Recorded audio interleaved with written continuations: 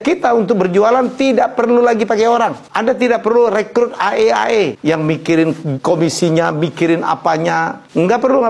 Semuanya nanti jualannya pakai robot. Robot itu udah muncul sekarang. Ada penyiar di Indonesia udah mulai pakai robot. Hei, para marketer, para pedagang, ingat ya, dunia itu begitu cepat berubah. Terutama dalam bidang perdagangan. Harus menggunakan teknologi terbaru. Jangan pernah dilawan. Kita tidak akan pernah bisa melawan perubahan. Yang kita lakukan adalah bagaimana kita mengendarai perubahan itu untuk mendukung bisnis kita. Kita masih ingat ya, puluhan tahun yang lalu, mungkin sekitar 50-60 tahun lalu, Indonesia masih traditional market. Jadi perdagangan lakukan di warung-warung, di pasar-pasar tradisional, di toko-toko kelontong kecil-kecilan. Habis itu kan muncul pada tahun 60-an di Amerika muncul Walmart. Itu yang disebut dengan modern market. Dagangan-dagangan itu dikumpulkan dalam satu gedung. Dan ke Indonesia luar biasa ya. Ada Matahari, ada banget lah. Seperti ada Hero dan sebagainya. Dan kemudian ada minimarket, ada Alfamart, Indomart, yang pelan-pelan menggeser traditional market. Apalagi sekarang minimarket masuk ke kampung-kampung. Tapi banyak yang protes ya karena mematikan lahan orang. Tapi jangan lupa bahwa kita tuh tidak akan pernah bisa menyetop perubahan zaman. Dan habis itu apalagi muncul yang disebut dengan e-commerce, bukan ya? Alibaba, kemudian Amazon di Amerika. Ya, di mana orang bisa berdagang secara internasional tanpa lagi dibatasin oleh ruang dan waktu, tanpa lagi dibatasin oleh batas negara. E-commerce semuanya dengan fasilitas internet kita bisa berdagang. Salah satu yang paling hebat itu adalah Jeff Bezos ya, yang mendirikan Amazon sehingga mengantar dia menjadi salah satu manusia paling kaya. Tapi habis itu tidak lama ya, muncul lagi ini yang disebut dengan social commerce yang menggunakan media sosial. TikTok melumpuhkan banyak orang, mengagetkan banyak orang bahwa Anda tidak perlu ngetop ya, tidak perlu apa gitu. Anda bisa bikin dimanapun, Anda bisa jualan melalui sosial media. Itu disebut dengan social commerce. Terutama ini TikTok Shop yang di Indonesia itu demikian mengguncangkan apa ya, perekonomian, terutama para UKM, dan pemerintah pun turut campur, sempat melarang TikTok untuk jualan karena izinnya bukan untuk jualan. Dan terakhir TikTok membeli Topet atau membeli GoTo ya, membeli Topet ya, di mana mereka akhirnya punya izin untuk jualan. Dan ini pun masih banyak kritik.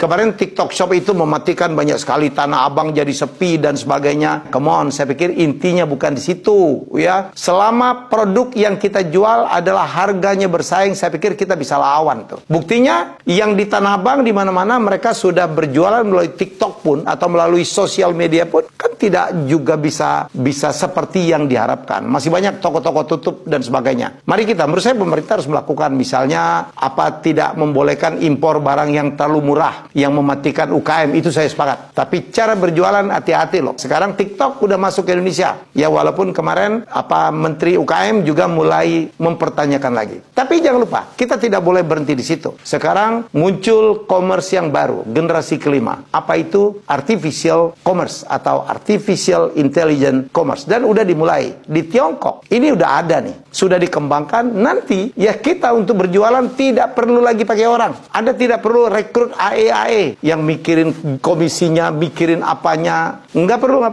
Semuanya nanti jualannya pakai robot. Robot itu udah muncul sekarang. Ada penyiar di Indonesia udah mulai pakai robot kan, teknik AI. Nanti ada bayangkan akan muncul satu teknologi perkembangan dalam dunia digital. Kalau saya mau masuk misalnya pasar mana ya? Pasar Medan, AE-nya, robotnya, look-nya kayak orang Batak, pakai bahasa Medan dan menjual kebutuhan orang Medan. Kenapa? Di belakangnya ada AI, ada artificial intelligence. Saya bisa jualan di Nigeria kali ya. Yang jualan adalah robot-robot yang look-nya orang-orang Afrika dan berbahasa lokal, kemudian menjual kebutuhan orang lokal. Kan kebutuhan tiap region kan beda-beda. Masa itu akan datang? Sekarang nggak lama lagi. Anda lihat dari e-commerce ke sosial media itu jaraknya nggak sampai berapa tahun itu. Dan sekarang dari AI, dari sosial ke AI udah mulai kemana-mana. Mulai ada OpenAI, ChatGPT dan sebagainya yang nanti akan merubah bagaimana kita bertransaksi. Jadi saya pikir kalau mau menangkan persaingan dalam perdagangan, satu, perbaikilah produkmu. Nggak ada gunanya itu tools kayak apapun kalau produkmu tidak bagus ya, kualitasnya tidak bagus, kemudian deliverynya tidak bagus. Perbaikin itu deh, baru kita pikirkan caranya. Caranya kita harus menggunakan teknologi teknologi terbaru. Jangan pernah dilawan. Kita tidak akan pernah bisa melawan perubahan. Yang kita lakukan adalah bagaimana